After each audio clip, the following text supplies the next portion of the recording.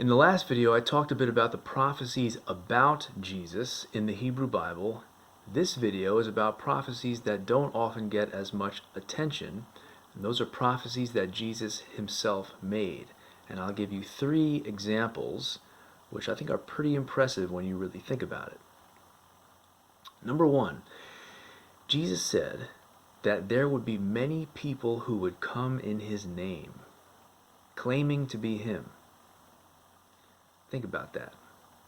Here is this obscure Jewish carpenter with no money, no political power, no military power.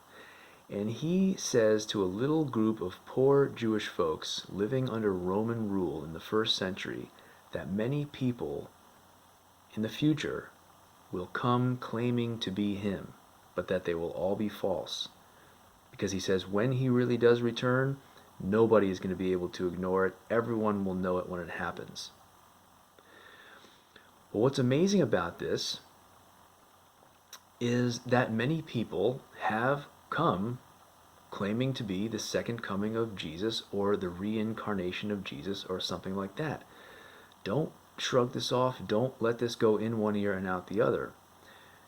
Just imagine some plumber in Hoboken, New Jersey, who says to this little group of blue-collar workers that one day many people will come in his name claiming to be him. Right? Pretty silly. But then imagine that this man, let's say Juan of Hoboken, goes on to become the central figure of all history, and that over the course of the next 2 millennium, all kinds of people come claiming to be the second coming of Juan of Hoboken. Think about that. That would be nuts. A second one. Jesus said that heaven and earth will pass away, but that his words will never pass away.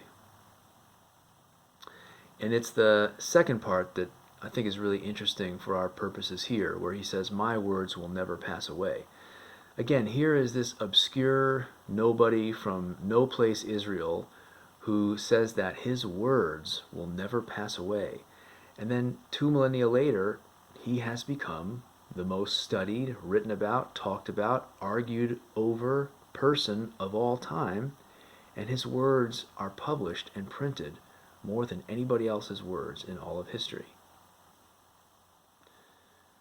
How did he make that prediction? One more.